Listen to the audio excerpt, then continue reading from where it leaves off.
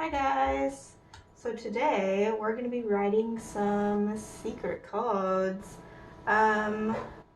For this craft, you'll need some paper, of course, because we're going to be writing on our paper or postcard. If you have a postcard, you could use a postcard instead. I don't have any postcards, so I'm going to be making my own. Also for your cipher, you'll need a little bit of extra paper. It works a little bit nicer if it's a little bit thicker because then it's not as floppy, but it doesn't matter too much. You'll also be needing a ruler, something to draw with, and then if you have a X-Acto knife or a craft knife, I would highly recommend it because it's going to make the cutting part a lot easier. If you don't, go ahead and grab some scissors.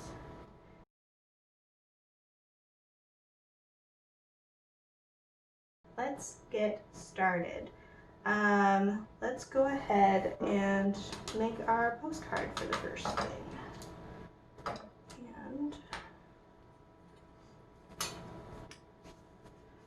Okay, so to make our postcard, we're just going to fold all paper in half.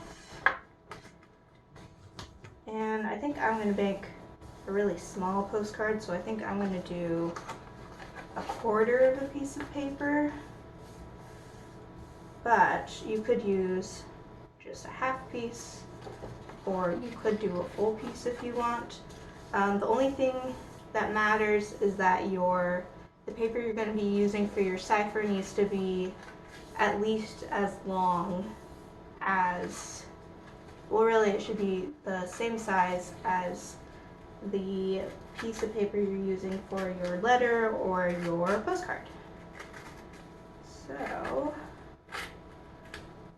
and again, I'm tearing, but you totally could just cut with some scissors or such.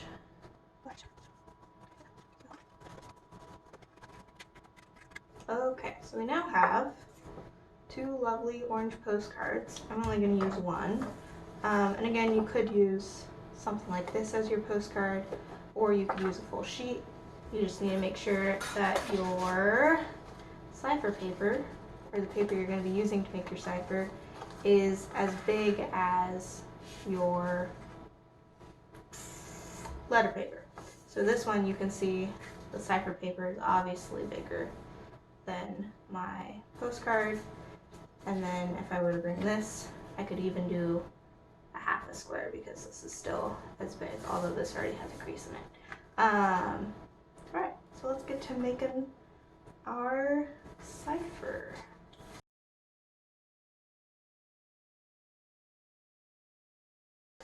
Okay, so what I am going to do is I'm going to just take my postcard and match up one corner, and we're going to make our cipher paper the same size as our postcard. So I'm just going to match up the two sides on here, and then just trace these last two sides. Right there, and right down here. Oh no, it didn't write.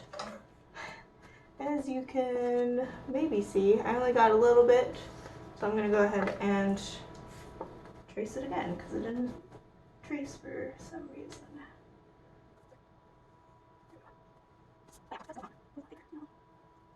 You can now see that I have this rectangle, and that's the same size as my postcard. So I'm going to go ahead and take my scissors and just cut along this line and this line.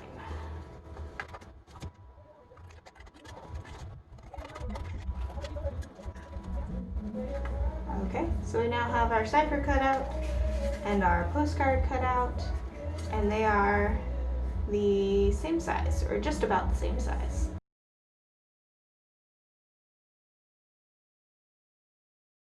So we're now gonna take our cipher and we're gonna make some boxes on it. So, if you have a longer cipher, you can do more boxes, but I think I'm only gonna do 4. So you're gonna take this measurement, and right now mine is currently, oh wait, I have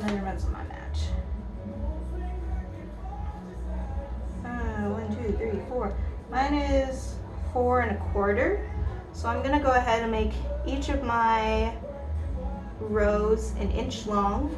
4¼ inches long is the width of the paper. So I'm gonna go ahead and just line up my ruler and you want a little bit of a border all around. I'm gonna make my first mark right here, next mark right here, and just make the mark. All right, so we have these 4 marks, which you cannot see. Oh my goodness. So you can see I have 4 little marks up here. I'm going to do the same thing on the bottom down here, and then we'll match up those marks and draw a line down with the ruler.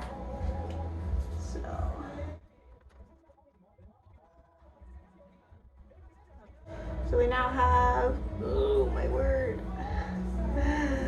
We have marks at the top and marks at the bottom. So now we're going to take our ruler and line up with both the top and bottom mark. And this will just make, here I'll do it on this one to show you guys. So right now the edge of the ruler is lined up with this top mark and with the bottom mark down here. We're just going to draw lines straight down. And now you can see it's a straight line up and down, and this width is the same on both sides, so you have a straight line rather than something that's angled like this. So we're going to just keep doing this for the rest of our marks.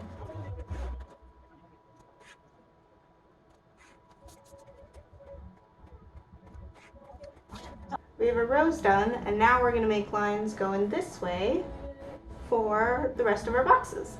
And these ones you can make as wide or as narrow as you want, but you got to remember that you're going to fit 1 word per box. So if your writing is really big, you're going to need to make a wider box. If your writing is really small, then you can maybe make a smaller box. So let's go ahead. I'm going to do a top little border just straight across, just to connect our outer lines and our border.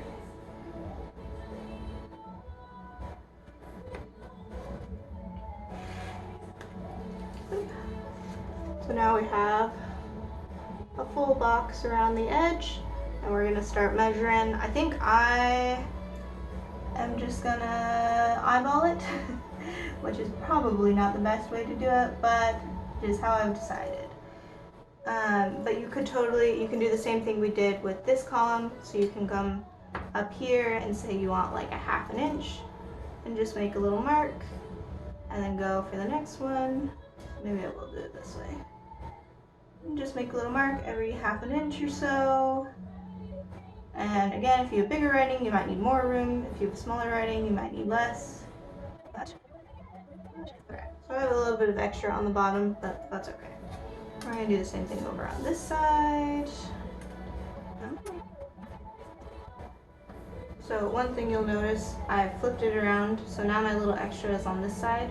So I'm going to start marking from the bottom to make sure that when I draw the lines across, this little section down here will match up on either side, rather than having a little section here on this side and a little section on here on this side.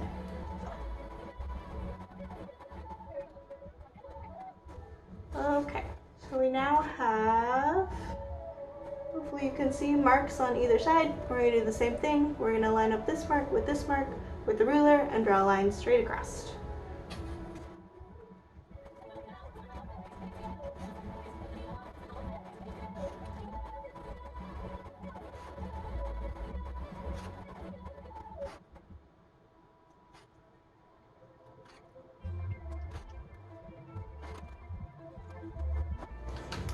Okay, so now we have our grid pattern.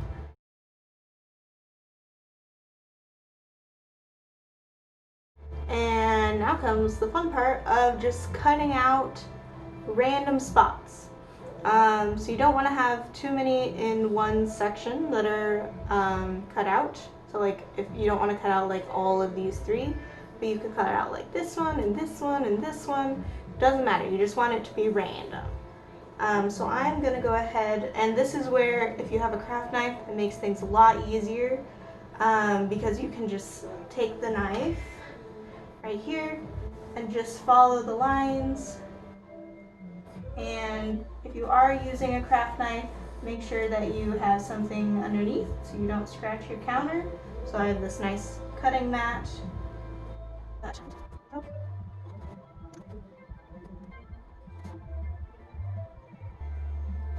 Alright, and you can see it just pops out.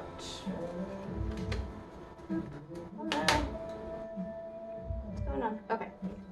You can see it just popped out.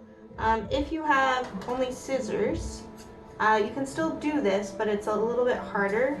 What you have to do is bend your paper a little bit and cut a little slit in the middle, like that. And now you can stick your scissors on the inside of that slit and cut around the edges. So it is possible to do it with scissors, but it's a lot easier to do it if you have like an X-Acto knife.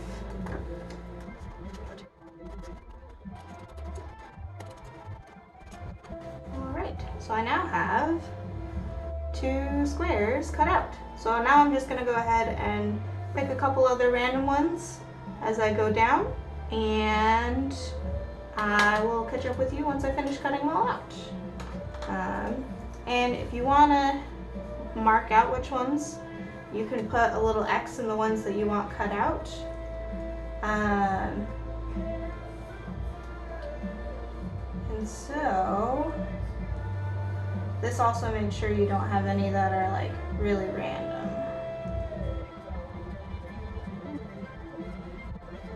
Okay, so I have all these little X's, and the X's are the ones I'm going to cut out. You can see like right here, I have 2 doubled up. That isn't, you don't want to do a whole bunch of that, but it's okay if you do like maybe 1 or 2 of these. You just want to make sure that you also preserve the like sturdiness of your overall cipher. So I'm going to go ahead and cut these out with my X-Acto knife. Again, you can do it with scissors, but it's not as easy. Let's go ahead and get going.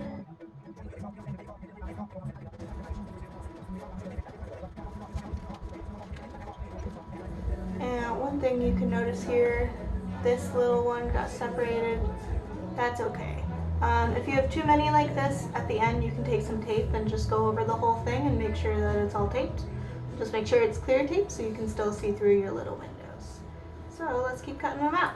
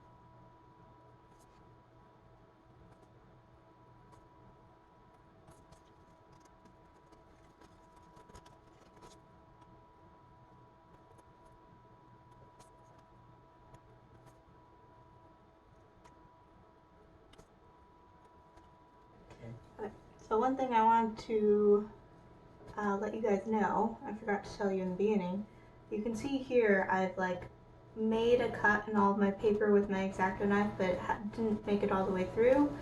That's a fairly common issue I've had. All you gotta do is just run your knife over the same spot a couple more times, and then it'll cut it all the way through. So, oh, come on. You can see here, this one is now free, this one is now free, and we can get the other ones because they're already scored.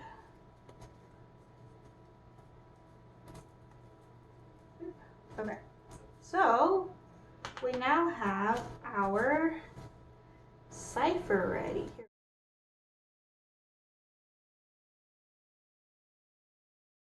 You can see that if we write words now on our postcard, we put this over, some of the words will be blanked out and some we can see. So then we can read our message like this, our secret message that we want to send to our friend. One thing you'll also notice is if I turn this around like 180 degrees, this is a different cipher. And if I flip it over and do the same thing, this one is different and this one is different.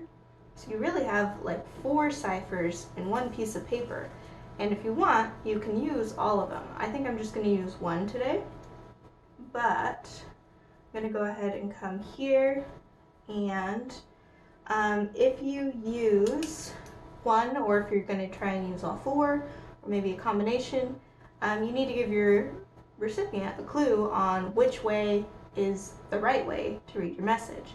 So what I'm going to do is add a little dot up here in the corner, which you can't see. So I'm going to add a little dot in this corner. I'm going to add another little dot in this corner, and that tells them match up these 2 dots so you can read the message. If you want to do multiple, you could do different shapes. So like I could do, like, if I were to flip this around, I could do like a triangle in this corner and a triangle in this corner, and that tells them, oh, I need to match up these triangles to read this spot. But I'm just going to do the circles. And the nice part about this is you can see your spots. So you don't have to like try and write and figure out which way it's going to be. You can just write your message first. So maybe it's meet me at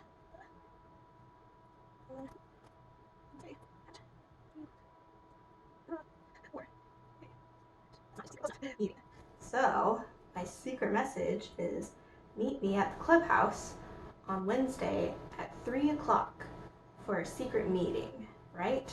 When I take this away, it's just a random jumble of words. But now what you can do is add in the rest of your letter here so that these look like they're just normal words in the sentence, and then when you put your cipher over, they can read the actual message. You could also do it if you have it right here, like this. If you're doing multiple ciphers, you can just keep writing in more words. You can see here some of my words are still peeking through, so you would have to work with that, or you could just have less windows, and if you have less windows, then it's easier to not have words repeated. But I'm going to go ahead and write the rest of my postcard and then show it off to you guys.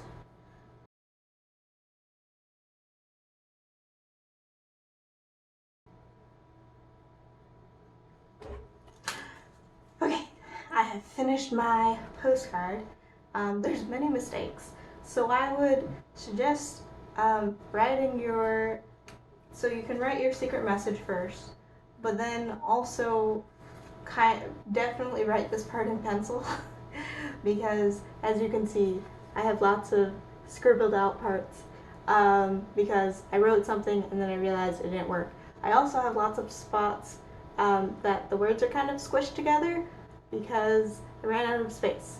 But so you definitely want to write this in pencil because then you can shift these words around a little bit if you need to, and you can shift these words around, or if you write the wrong thing. But what someone would think this says is, "It was cool meeting you today. Melanie loved seeing you at the park. The flowers were so pretty. We should start a club to pick flowers at the house. I hope you would join us. I have practice for piano on Tuesday, but maybe Wednesday would work. At 3, my mom has something else for me to do for a bit. This doesn't need to be a secret, though. Meeting you again, hope to meet you again soon, Melissa."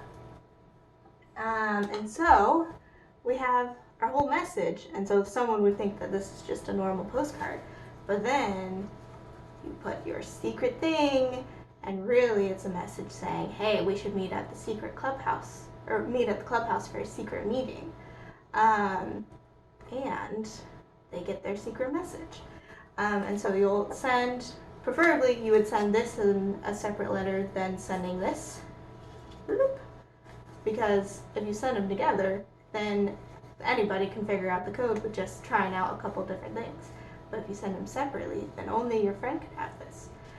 You can also have it where you number each of these boxes, and then somewhere on your letter write down the numbers that they need to do. And so then they can make their own cipher key, and then nobody will have this other than you and your friend, because they'll make their own.